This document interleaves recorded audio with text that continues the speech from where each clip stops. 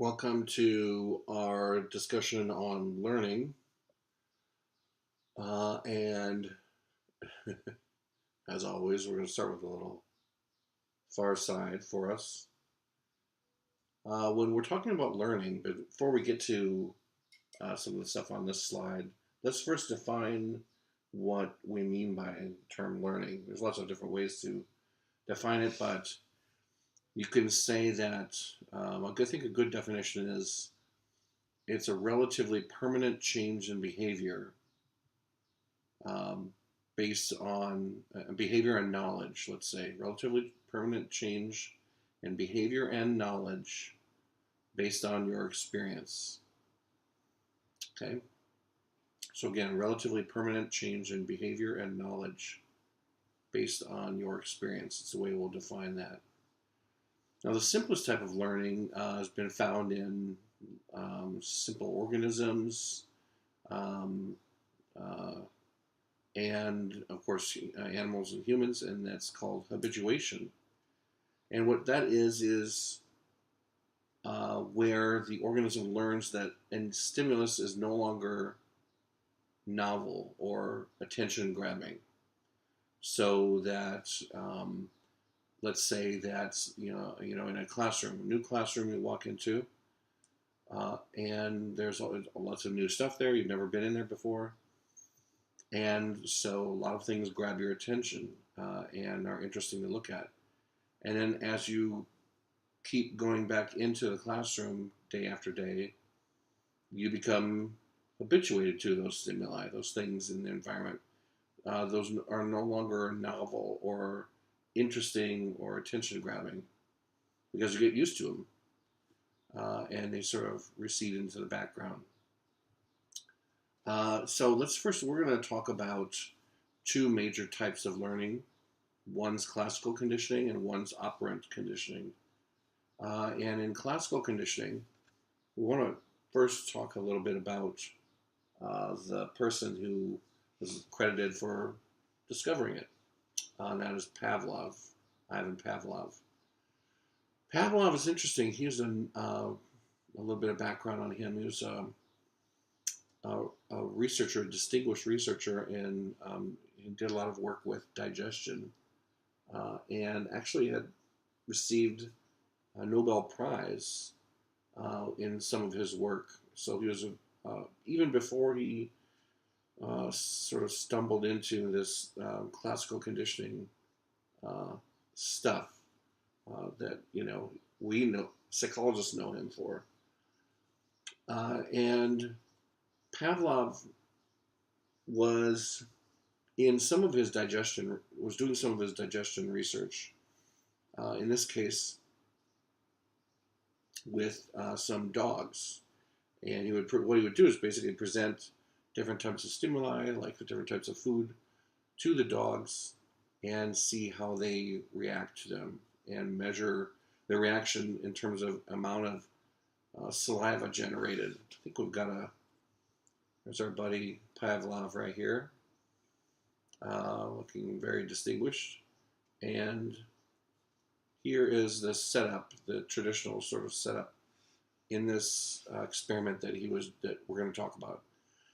So you see the dog is sort of strapped down. He's got a little tube surgically implanted into his mouth to collect saliva.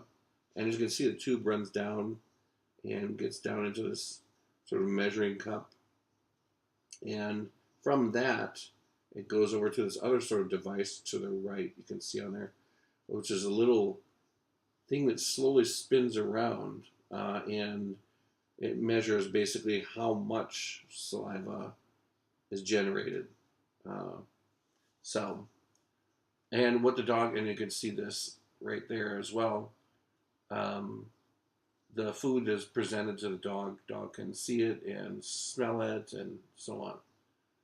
And then the researcher is sort of standing behind the wall watching the dog. Now, let me just flash forward here for a second. Okay. So now what happened in this research is that it was going along just fine, and but then all of a sudden the dogs started sort of messing up his experiment for and the way they what started happening was the dogs would hear the researcher approach the room. They hear the researcher's footsteps coming down the hallway toward the lab room, and the dogs started salivating even before the researcher got in there. And there's no food presented, nothing's happening, nobody's there. And the dogs started salivating, and of course, this was messing up Pavlov's data collection. And so he was saying, "Oh my God, what am I going to do? What is going on here?" So he stopped everything. He's trying to, debug his experiment. And what he discovered basically was classical conditioning. What was showing up, what seemed to be happening was the dogs had learned to anticipate the food. They were expecting the food, and so they were reacting as if the food was already there. Right? It was their body was reacting as if the food was already sitting in front of them. This sort of anticipatory learning was not contemplated in simple organisms like animals, dogs.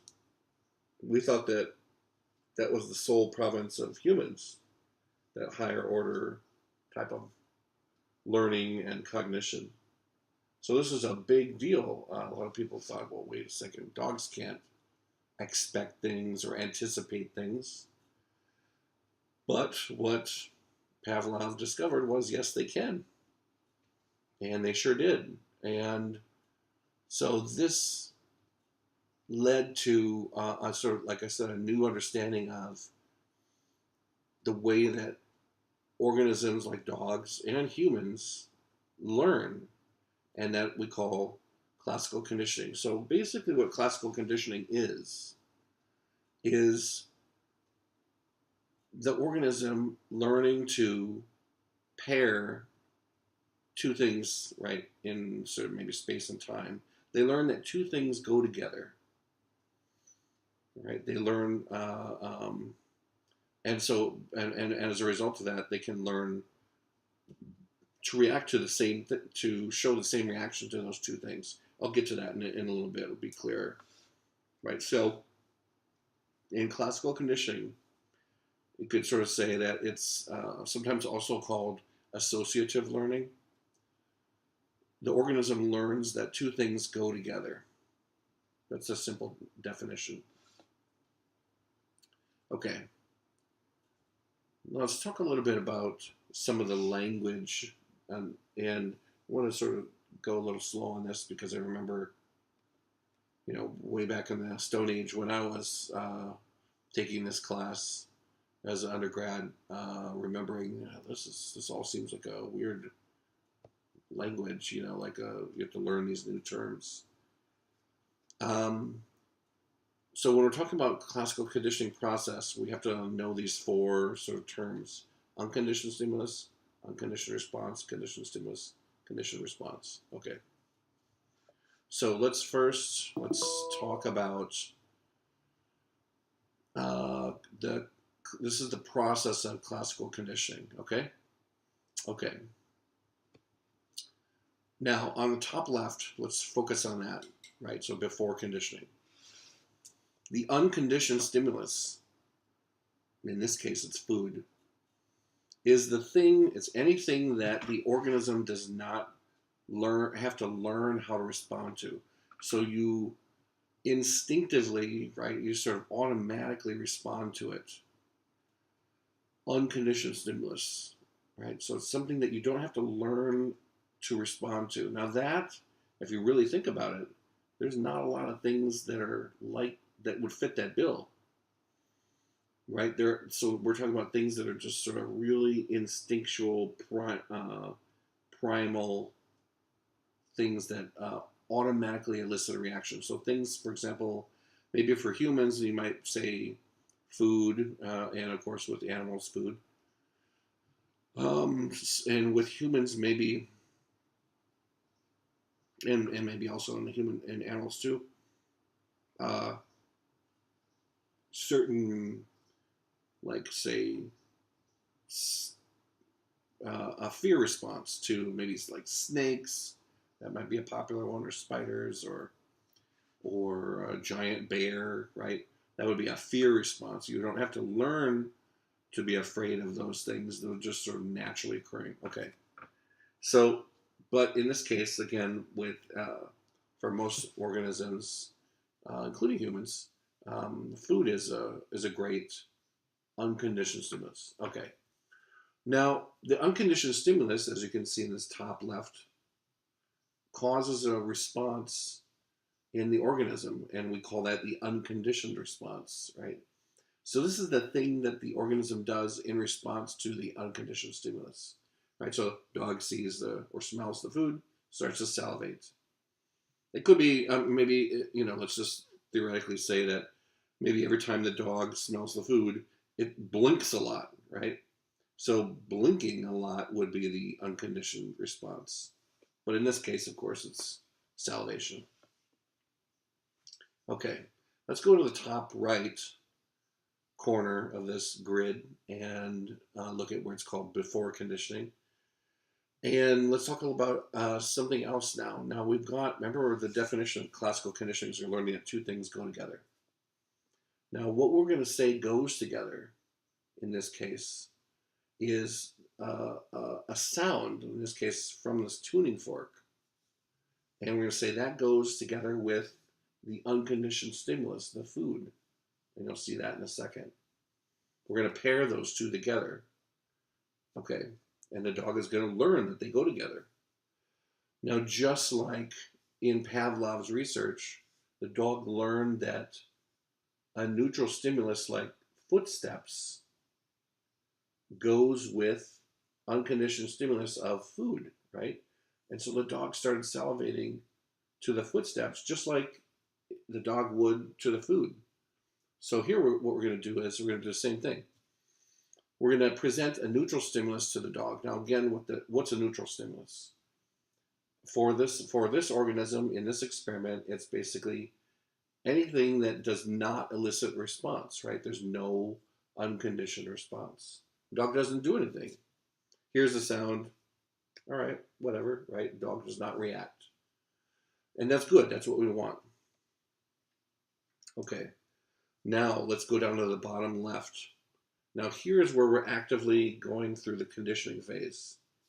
Now, what we're going to do is we're going to first present the neutral stimulus. Now, first I want to stop for a second.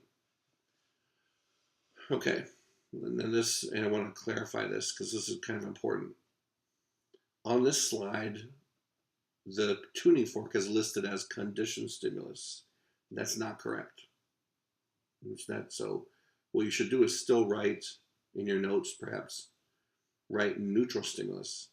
Because it's not, we don't give it that conditioned stimulus designation yet when we're still doing conditioning, right? It's still a neutral stimulus. Okay, so first what you do is you present the neutral stimulus, right, the little sound, and then what happens is maybe let's say 5 seconds later you present the unconditioned stimulus, and the dog starts salivating, right, and give them some food. That we would call one trial, right? That's a trial. Now you're saying to yourself maybe, well, how many trials does it take? How many pairings before the dog starts to salivate to the tuning fork, right? This other thing. Before the dog learns that those two things go together. The answer is it's different for different organisms and different for different stimuli, right? So the answer again, also another part of that answer is you'll know when to stop when the dog starts salivating to the tuning fork, right? You'll know that that's okay. We'll know that conditioning has taken place. Okay, so let's go through and let's say for this dog it takes 13 pairings, right? So you're going through and now you present, so you're done with 12 pairings, and then you hit the tuning fork. And before you can present the food, you notice the dog is starting to salivate. And then you know that the conditioning is finished.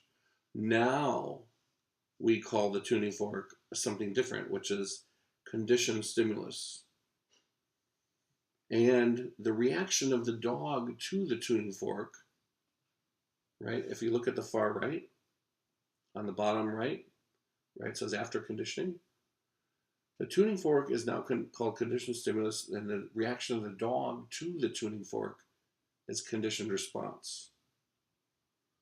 Okay? And so what the dog is doing is salivating, just like it does to the unconditioned stimulus.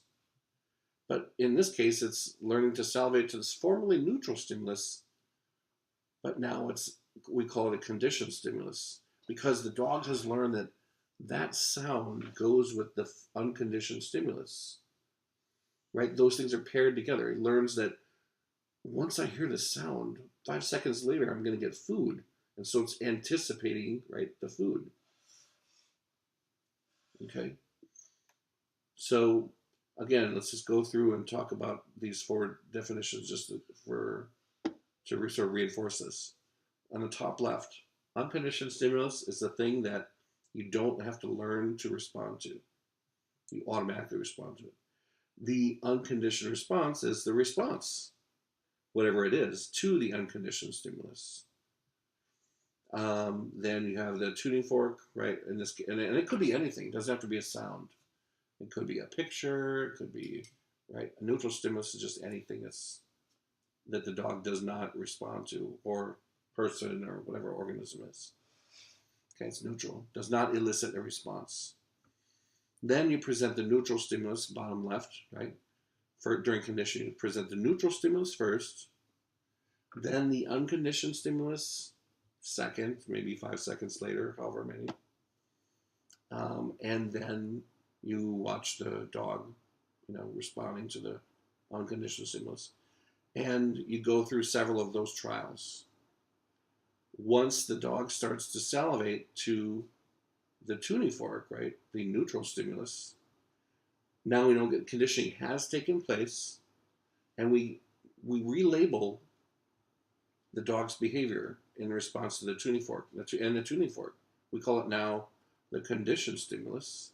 It's not neutral anymore because what it's doing is it's making the dog salivate. Right? Okay. And that was my cat. And now let's talk a little bit about classical conditioning. And I want to talk about some more concepts that are important to understand. Now let's talk a little bit about it. As you can see on this graph, on the y-axis, we got amount of saliva elicited by the conditioned stimulus. And then we've got some concepts that I want to make sure that we're all clear on. We've got acquisition, extinction, and spontaneous recovery. Okay, so for this, what we want to do is talk a little bit about acquisition on the green on the far left. Okay, so this is and again, I want to say that this is not really written clearly because it should say neutral stimulus, unconditioned stimulus pairings instead of CSUS. It should be neutral and unconditioned, those pairings, right? So when you're going through this is the acquisition is where the organism is learning that those things go together, right? Classical conditioning hasn't taken place yet. And so let's say that it takes, as you can see on the bottom, 16 trials, right? So after the 16th trial, we say, okay, now the organism has it. They've learned that those things go together, right? So now we call the neutral stimulus a CS, right? Conditioned stimulus. Now what's interesting is, what if we now present just the sound, the tuning fork, but we don't give the organism any food afterward? This is, as you can see in this blue line, it's called extinction, where what you're doing is you're basically unlearning the pairing. what you do is you present the neutral stimulus, or sorry, in this case it's now the conditioned stimulus. Dog starts to salivate, thinking, oh, I'm going to get some food in 5 seconds. And there's no food. And you can see the precipitous drop in saliva as you go over the subsequent trials where you're only presenting the CS, and it drops off dramatically. But you'll notice on the very bottom of that blue line, it doesn't go down to zero quite. In extinction, the dog does not respond to the CS anymore, or as strongly as it used to, let's say, right? It basically, the response almost disappears, right? The conditioned response almost disappears, but it doesn't go away. As you can see, look, we'll let the dog have a rest period for 24 hours. Then we come in, like the following day, come into the lab, go over to the dog, present the tuning fork, right? The conditioned stimulus. Boom, we ring that sound, and you can see this is called spontaneous recovery. Look at the difference between the end of the blue line and the top of the purple line on the beginning of the purple line. There's a big gap, and it's an increase, right, in saliva. What's kind of happening is the dog kind of forgot about how you were kind of messing with it the previous day. And now the dog sort of remembers, oh, that sound, I'm going to get food. And it starts to salivate. Now, not quite as strongly as the full level of salivation, but about half strength. And then what you do in this situation is you're also not presenting the unconditioned stimulus, right? You're just presenting the CS again. And the dog's like, oh, we're going to do this again, right? You're going to mess with me again, right? And so on the purple line, you can see the drop in salivation because the dog is like, oh my God, we're doing this. And then you can see there's a small, if we wait another day, come back, do the same thing, present the CS, and then, but no US, right? There's a tiny little jump in recovered response, but then it goes back down to near, a low level, let's say. Okay, so I wanted to just, again, mention these concepts, important to remember. Acquisition, right, where you're going through the pairing of the neutral and the unconditioned stimulus. Once the organism has learned those things are paired together, we call the neutral stimulus a CS, conditioned stimulus, and the reaction to the CS is the conditioned response. In extinction, what you're doing is you're presenting the CS but no US. And the organism learns that those things are not paired anymore. And so it stops responding to the CS anymore. Almost stops, right? There's a little bit of response. And then spontaneous recovery is how we know that extinction does not wipe out the earlier learning, right? Because the dog shows its earlier learning by having a recovered response to the CS alone. Okay. And a couple other concepts to talk about. Generalization and discrimination.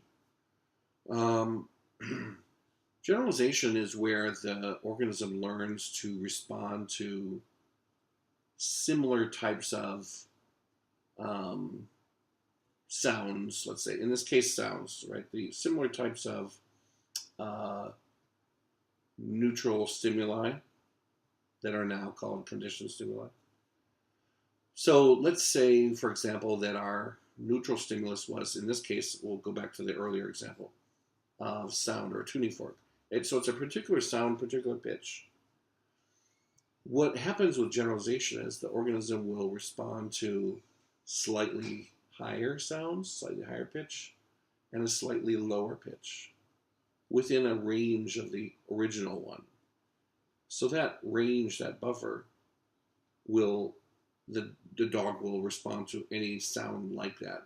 It's kind of like the original. And so we say that the dog has generalized its response to similar types of sounds, right? Um, let's say, for example, that the original stimulus was, the neutral stimulus was um, a white cotton ball, okay? Then we could say, for example, that the dog might respond, might generalize that response to other white fluffy things, like a white fluffy, cotton candy, or a white fluffy beard, right? And if it treats those things the same, it responds to those things also like it did with the white cotton ball, we'd say that it has generalized its response to those things. Now, discrimination is where the point at which the dog doesn't generalize anymore.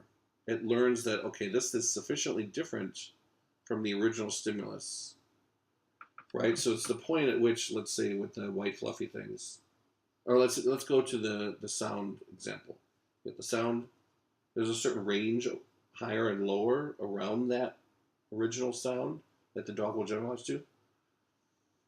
But there's a certain point at which the dog does not respond. If you go a certain point higher or a certain point lower, the dog knows that's a different sound, right? It's not the same as the original, right? And so it learns to discriminate. That's different. Therefore I'm not going to respond to it. Now in conditioning, there you have to present the neutral stimulus and the unconditioned stimulus in a certain order. And again, this slide isn't the best. We could just change these. Let's change this CS, the little light blue, to neutral stimulus. And again, anytime you're doing conditioning, we're talking about pairing the neutral with the unconditioned stimulus. We don't say that the neutral stimulus is a CS until conditioning is done. Okay, so here what we're doing is we're talking about the process of conditioning. So what is the right order? If you look at these things, this is sort of a graph of talking about passage of time and onset and offset.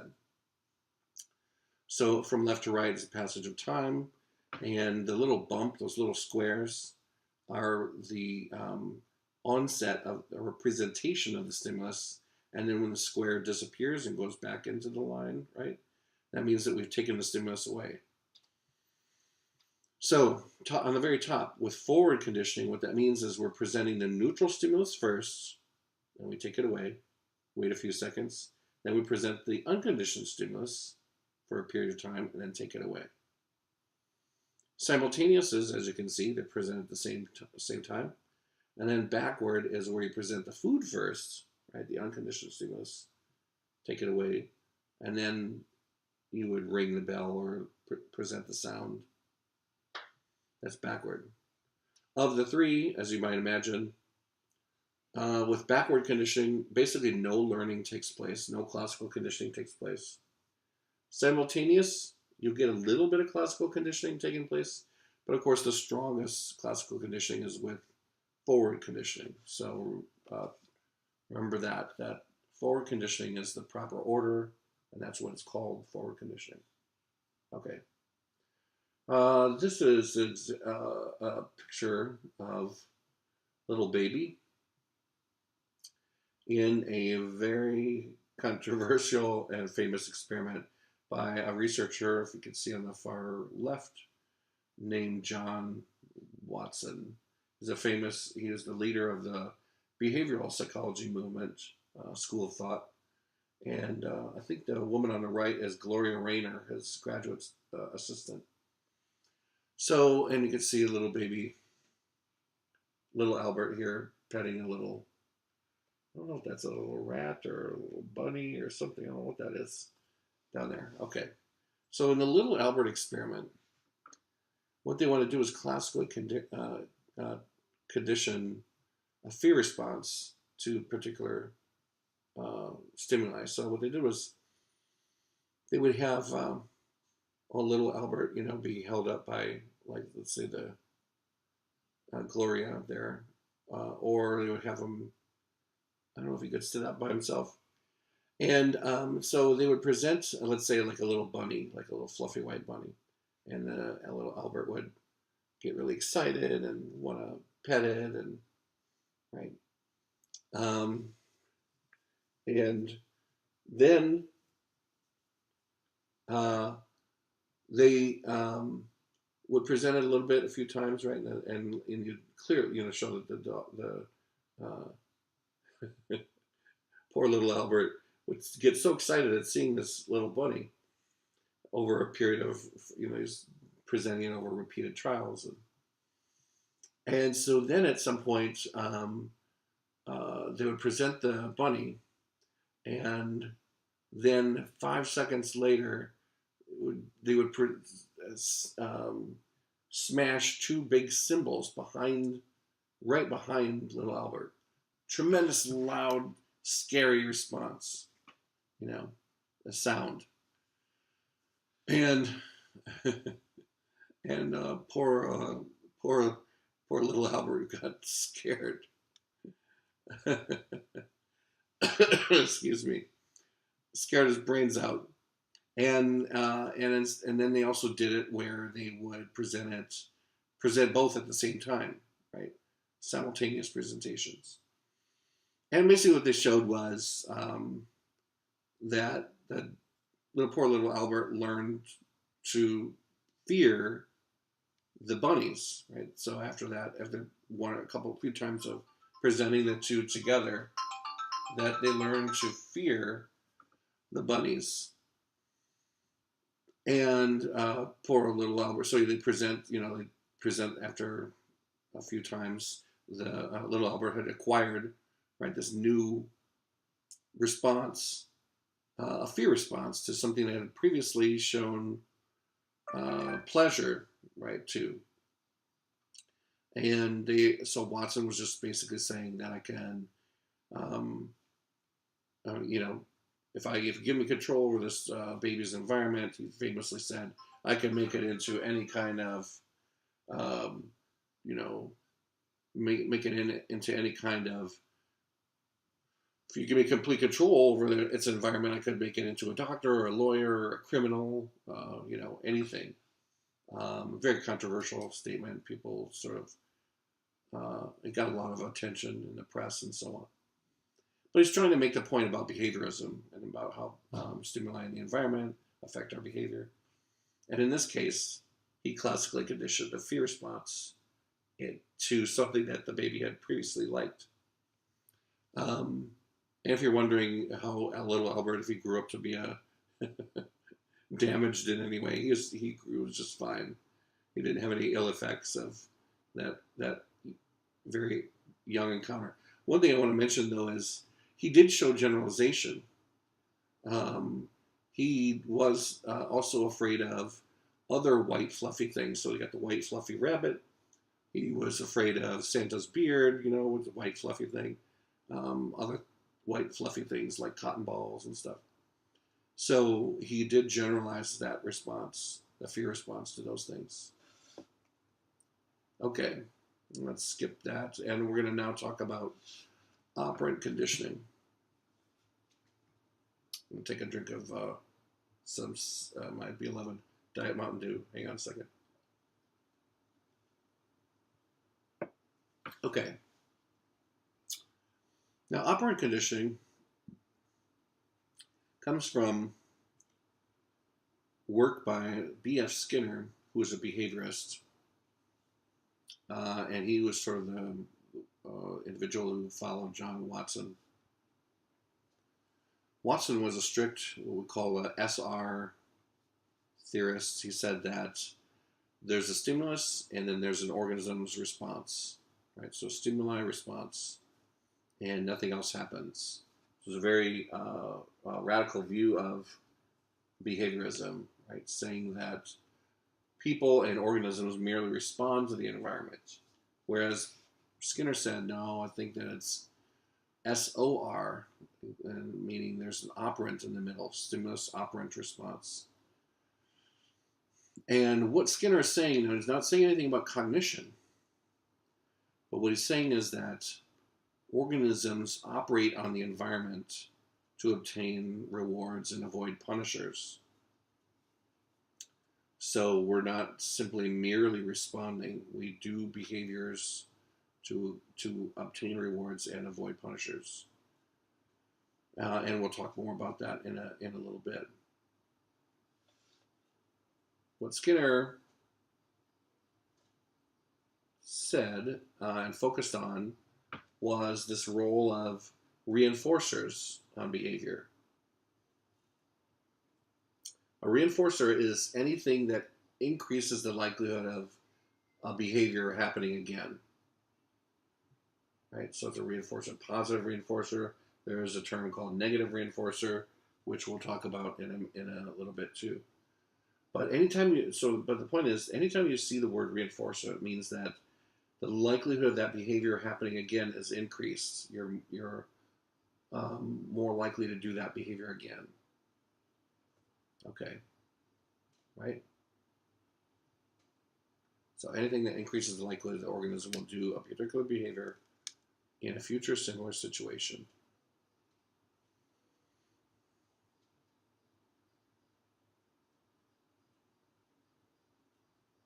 Okay. Now here is our old buddy E.L. Thorndike. And I always thought that a lot of these early photographs of early researchers and professors and so on are so very extremely formal.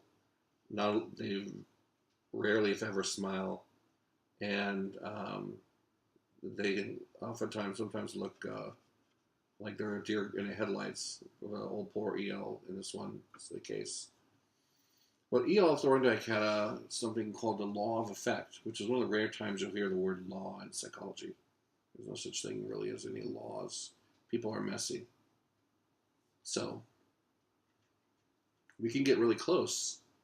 We can get to 99.9% of the time people will behave X, but there's always that, always that tiny little outlier that doesn't behave that way. So we can't really say, always or all or law. But in this case, he did. And so we'll say, all right. What he said was that behaviors that are followed by a positive outcome are more likely to happen again in the future, and behaviors that are followed by a negative outcome are less likely to happen in the future. That's the law of effect, right? Law of effect, E-F-F-E-C-T. Law of effect, not affect. Right? So again, behaviors that are followed by a positive outcome, more likely to happen in the future. Behaviors that are followed by a negative outcome, less likely to. And so from that, Skinner really built a lot of his theorizing about reinforcement and some of his work on operant conditioning. So here's a picture of Skinner. I'm going to say circa somewhere in the 50s, so I would imagine, but don't quote me on that. And you can see this is one of the things. Skinner was really brilliant. He's one of those sort of legends in his own time, even while he was alive. Because he did so many pioneering contributions to psychology in terms of his theory and also just in methods and other things. In this case, in terms of methods, how do you measure behavior? This is what's been called the Skinner box. And you can see on the left here, there's a little circle-like device that contains a lot of food pellets. And then there's a little tube that runs from that little container down into, you can see where the rat's mouth is, right? There's a little place that deposits the food pellet, and then rat can eat it. And so it's like a little cage. There's a little cage, that the rat is standing on. And there's things on the wall that you can put like little discs, or you can light up different colored circles. and so on. And there's a little lever. You can't quite see it, but on that wall there's a lever. I think it's right above the rat, if I'm not mistaken. And I think there may be one on the back and so on. And you can see that Skinner's holding something. What he's doing is that little button that he pushes will release a pellet of food. So it's a reinforcer, right? In this case, a positive reinforcer. So what this does is it allows the researcher standing there to watch the behavior of the animal, and if the animal does something that the researcher likes or wants it to do again, we'll reward it with food immediately. So let's say, for example, see that white light right above the rat's head. Let's say that every time the white light goes on, that we want the rat to push the lever down. Okay, so what has to happen is we only want it to do that when the white light is on. So what we have to do is kind of complicated a little bit. We have to teach the rat that you can't press the lever anytime you want, only when the white light's on. So how do you do that? This process is called shaping. Shaping is where you reward successive approximations of the final behavior, right? So what that means in sort of regular English is that try to break up the sequence. Think of like where the rat is, what it's doing, and then break it up into little tiny sequences of behavior, tiny little chunks to the final desired behavior of what it's doing. So let's say the rat's sitting in the middle of the cage, looking straight ahead, like at Skinner. If the rat moves its body or its head to the left toward the light in the lever, we're going to deliver a piece of food, right? We're rewarding it for a tiny little doing the proper chunk in the sequence. It's like the right starting, right? You're going in the right direction, so we're going to reward you right away. So the rat in this case knows. Okay, so from now on, every time if I turn to the left, I'm going to get food. What if I turn to the left a little bit more? If it just happens to randomly do it a little bit more, we're going to reward it again, and so on. And so and this, as you can imagine, takes a long time to, it's a very tedious process to shape up a particular behavior, but it can be done. I mean, and he was famous for teaching pigeons, for example, how to play table tennis. You can imagine how long that would take, and rats to do other kinds of extravagant behaviors.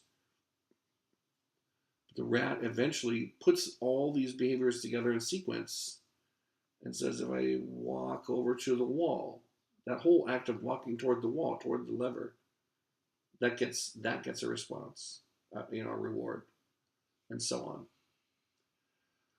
So, and we can do this with animal behavior. We can teach them to learn completely new things that it normally wouldn't with shaping. We can do that with humans. You could do that, parents do that with your kids, right? Every time let's say we want to shape up of the value of civility, right? To be a civil person, to be, kind and courteous and so on and polite. That every time you hear your son or daughter say please or thank you or, do something courteous for someone else, that you reward them. You're shaping that behavior up. Okay. So with reinforcement, right, with operant conditioning and reinforcement being sort of the basis of that, we need to learn some terms. Positive versus negative reinforcer. Okay, so positive reinforcer, right? And again, anytime, I want to restate this. Anytime you hear the word reinforcer, that means you're increasing the likelihood of the behavior happening again. Right, so with positive, what you're doing is you're presenting a reward, right? A reward, like I'm going to give you money, I'm going to give you food, whatever type of reward praise could be. Now, negative reinforcer is a little interesting. It's not, some people mistake it for punishment. It's not the same. A negative reinforcer is where you take away, the behavior is reinforcing for taking away a negative stimulus. So the example I always like to use is, let's say you're running, right? You're running along, you're doing some jogging, and then your legs start to burn, all the lactic acid building up in your muscles. Legs are burning, starting to be pained. And you're thinking, gosh, I wish I could get my legs to feel okay. And so what you do is you just stop. You happen to stop running. And your legs start feeling better almost immediately. That's, it's kind of cheesy as it sounds, a great example of a negative reinforcer. What happens is, in the future now, when you find yourself in a similar situation, you're running and your legs are burning, and you say to yourself,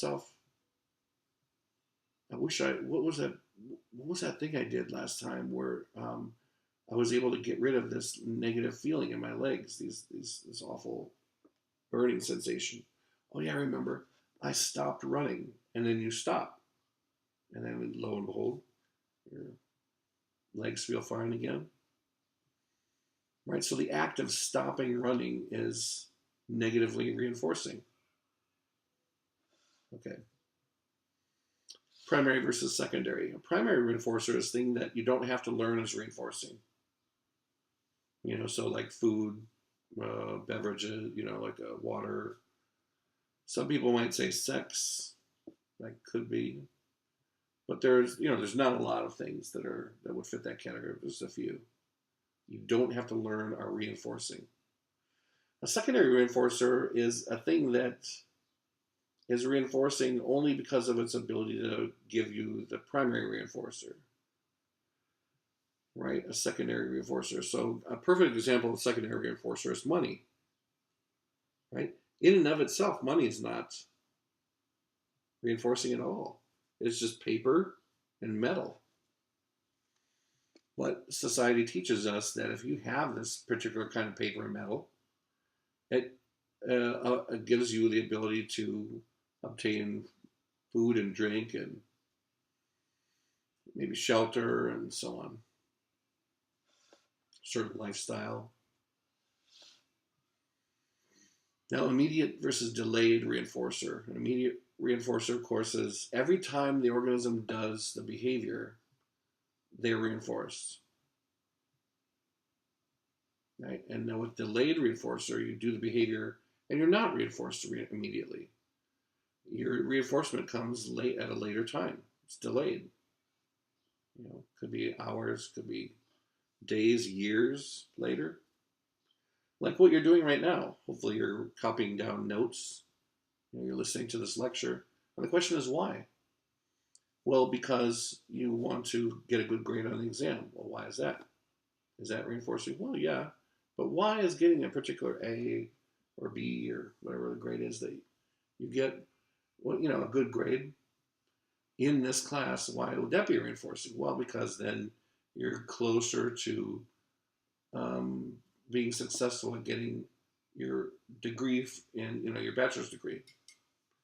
Well, why is that reinforcing? Well, if you get that particular type of accomplishment, that means that you're in a better position to get a good paying job.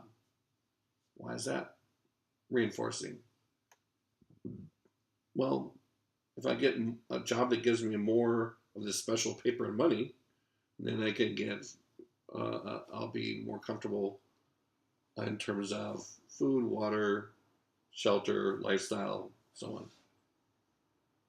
Okay. Continuous versus partial.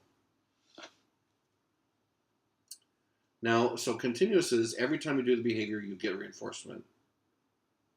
And with immediate is every time you do the behavior, you're immediately reinforced. But so continuous is every time you do a behavior, the behavior, whatever it is, you are reinforced. But with partial, every time you do the behavior, you're not necessarily reinforced. Might be like every other time, maybe every fifth time, every sixth time, every 25th time. It could be fairly random, partial reinforcement. Okay. I think I have a. Oh, okay. Let's talk about this.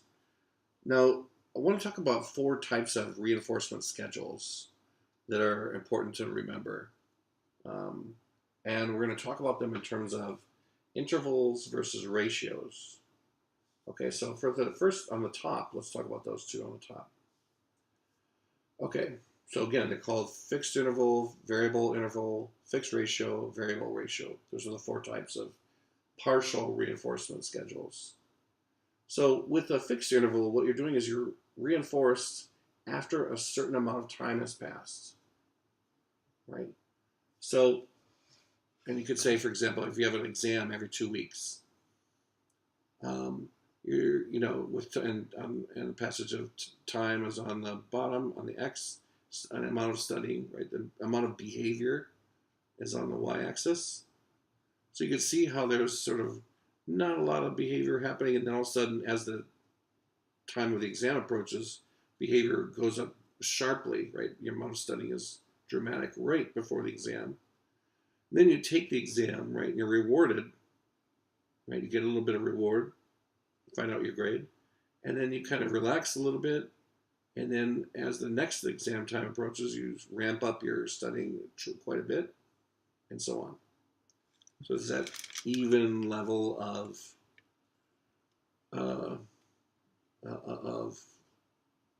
sort of like a little wave, you can see that on the graph. Now with variable interval, what happens is you've got a really constant rate of responding, right? Variable interval meaning you're rewarded after random amounts of time. And work output. Now work output by employee. So what does that mean?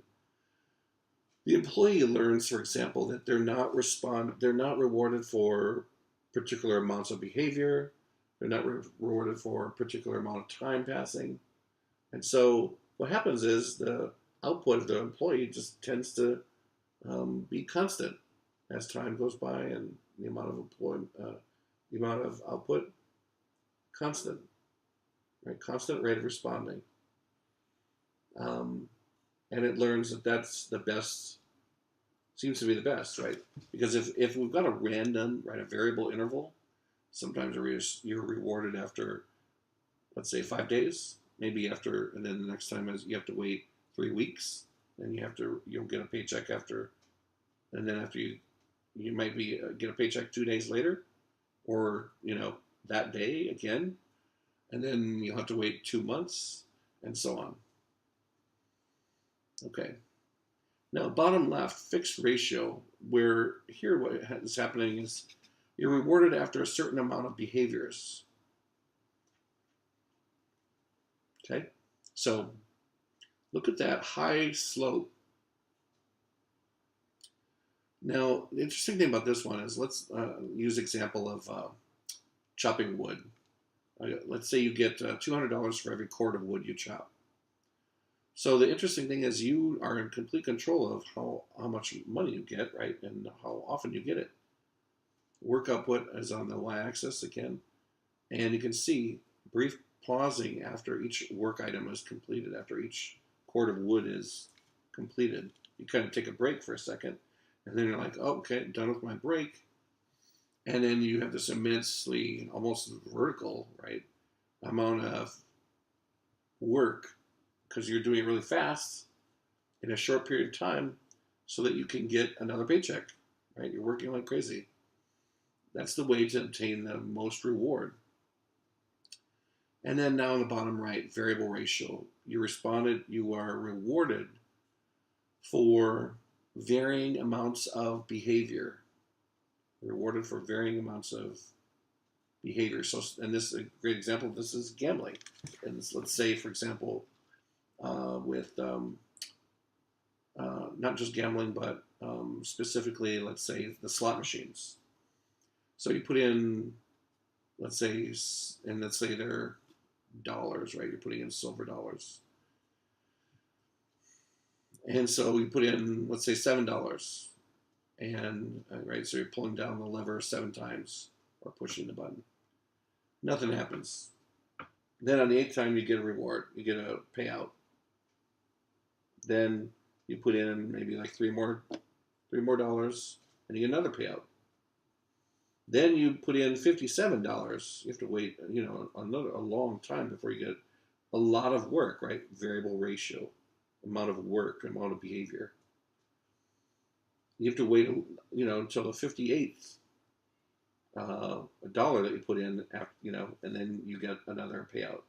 And then maybe let's say you get a payout after 10 more, and then you have to wait another like 120, and so on, right? It's a random amounts of behavior will get reinforcement. But look what it does to the behavior, right? With that note there, constant high rate of gambling, right? Remember, with gambling, the house always wins, right? And so if you're an owner of a casino, you're looking at that bottom right graph, you're like, cha-ching, right? It looks, that's this music to your ears, right? Constant high rate of gambling.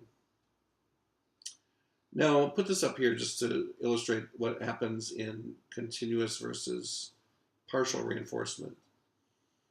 Look what happens when we, in extinction with the continuous. Remember, continuous, you're rewarded after every instance of the behavior. And look what happens in extinction. So on the light blue line, we put it into extinction. Look what happens to the response rate. It drops off dramatically because the organism is like, oh, I'm not getting rewarded for every behavior. And so they do the behavior, nothing happens. They do the behavior again, nothing happens. And so they don't get a reward, right? And so they're less and less likely to do the behavior. You can see how that drops off dramatically. But look what happens with partial reinforcement. They do the behavior, there's no reward. But they're kind of used to that, right? They're used to the idea of doing the behavior and not getting a reward, right? Because they're on a partial reward schedule, reinforcement schedule. It could be variable ratio, could be variable interval, right? Remember, all 4 of those are partial reinforcement schedules. Right, and so it's used to the idea of not getting reinforced for every behavior. And so it just keeps up the high rate of doing the behavior. I mentioned this because with, like, for example, with kids, parenting kids, and let's say that you take your kid to Target and the kid starts getting throwing a fit because it wants a toy. He wants a toy. Every time you go to Target, throws a fit, wants a toy. Now, sometimes the parent might say, they just sort of give up, and they'll say, they say no, no, no, no, no. But sometimes the parent might say, all right, fine. You know what? If you are good, I will get you that toy. But you have to promise to not, have a freak out. Kid promises, gets a toy, and then you you have done something terribly not good in terms of shaping up good behaviors in the kid. Because what you've just taught the child is that you're saying to the child, you know what, you have control over whether or not you want to get this toy. That you were in the driver's seat. So all you have to do is threaten to freak out. And then the parent will say, you know what, I'm going to calm you down by buying you the thing that you want. Right? So what parenting classes and other experts suggest is that every time the child has a freak out or a tantrum, you just remove the child from that situation, right? You just leave the store. And you don't get upset about it. You don't get emotional. You just don't react. so that the child learns that freaking out is not the way that it's going to get what it wants. Okay. Now let's talk a little bit about cognition and operant conditioning.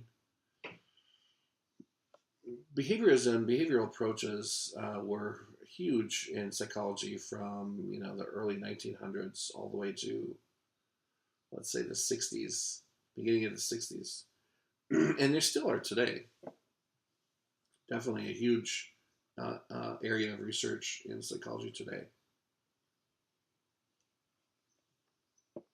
But there are certain things that behaviorism could not explain very well in light of cognitive psychology.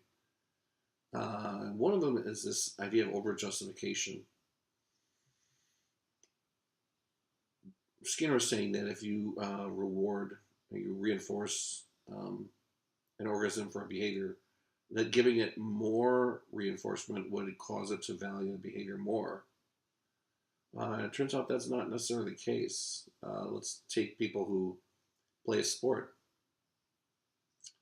They play it. You start playing it like as a child usually, and because you love it, and even in your teens and let's say 20s, you're still playing it in school because you love it. So there's one reason, right? There's one reason why and it's clear. It's because you just love for the game. Then let's say someone comes along and says, I'm going to give you $2 million a year to do this thing that you love. Right? So you're saying, wow, they're getting more reward, more reinforcement. They should love that game even more. What happens to some of those athletes, though, is that now you've got two reasons why they're doing the behavior. And they may start to question why they're doing the behavior. Am I doing the behavior because I like the money, or because I love the game? Right? Why am I doing this?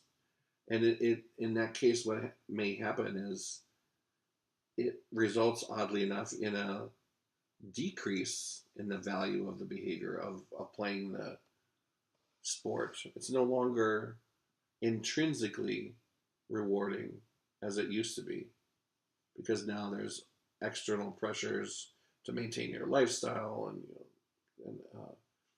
and so on. You've got bills and obligations. So that was an interesting sort of wrinkle that behaviorism had to deal with. Another one is this idea of instinctive drift. Skinner, showed that you can train rats and pigeons to do all kinds of crazy things.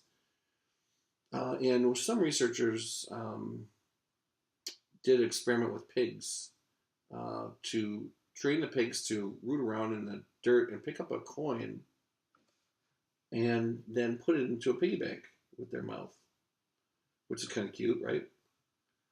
And so they shaped up the behavior in these pigs to do this. So they did it very well, right? They put the coin in the piggy bank, and then they would give the pig some food. So experiments progressing fine. They've acquired this new behavior. They're doing it for a little while, and then interestingly, at some point, many of the pigs they would put the coin down into the dirt, right? Okay, let's do this experiment again. This trial again. And instead of picking it up with their mouth and putting it into the piggy bank like they had done so many times before, the pigs would start rooting around with their snouts in the dirt, kind of pushing the coin around, trying to move the dirt around. And that's called rooting. They're rooting around in the dirt with their snouts, which is an instinct. Right? It's their sort of hardwired behavior that's coming in now to interfere, basically. And what this shows, this instinctive drift, shows that these instinctual behaviors can sometimes override shaped up or newly acquired behaviors. And that wasn't really accounted for with behavioral approaches either. Now, with latent learning, this is interesting too.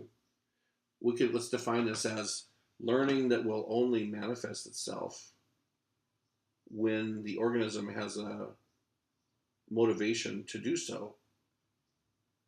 Right? So learning that only manifests itself when the organism has a motivation to show that learning. This in this, what we researchers did was they trained uh, mice to go through mazes. They had a couple different mazes. Okay. Now, you have on the left, let's say, just sort of picture this regular maze, and then on the right, there's the exact same maze. And on the left, we'd put the mouse through and just have it try to bumble along and try to find its own way. And eventually, you keep doing it over and over again, and the mouse would learn left here, right here, and so on. Okay. On the right, for each trial, right, while the left one is trying to bumble along, we would put a mouse in a little basket and carry it hovering above the proper route, above the maze, and the mouse was looking down and would be able to see where we're taking it, like along this route. Now, when you put the two down into there, after a while, you put the two down. The one on the right is still kind of bumble around, right? It's not really quite showing if it had learned anything. And the one on the left is going to show that it has learned some stuff, right? And probably will do it pretty well. But now let's put them down, and let's put a big, huge, nice chunk of cheese right in front of them. They smell it, right? And we're going to put it right at the end for both. So now we've got a motivation to show for the one on the right, has it developed, the researchers are suggesting that it would develop a cognitive map by floating over the correct route. Now, but when you put it in there and there's no motivation to show that learning, they don't show it. But now we've got motivation to show that learning. Put those down at the end, and you let it go, and boom, boom, boom, boom, boom, boom, boom, boom. The one on the right does as well, or sometimes even better than the one on the left, right? The one on the right was the one that was carried in the basket. Then all of a sudden, click, click, click, click, click, goes through that thing like wildfire and super fast, because now it has a motivation to show its learning. And again, that was this whole idea of cognitive maps and latent learning, not explained by behavioral approaches. Okay, let's skip this. So if we want to look at this, this is a nice little graph here. Difference between classical and operant. Classical conditioning, right, is the type of behaviors tends to be involuntary, reflexive types of behaviors, right? These things that you don't have to learn to react to. Source of behavior elicited by the stimulus. In operant conditioning, the organism is operating on the environment, right? Basis of learning is associating two things that go together. And on the right with operant, you're putting together a behavior and a consequence, right?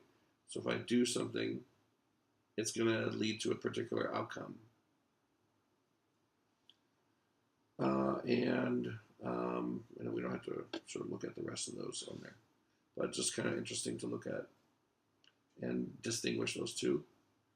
And that leads us to the end, where all of our brains are now full.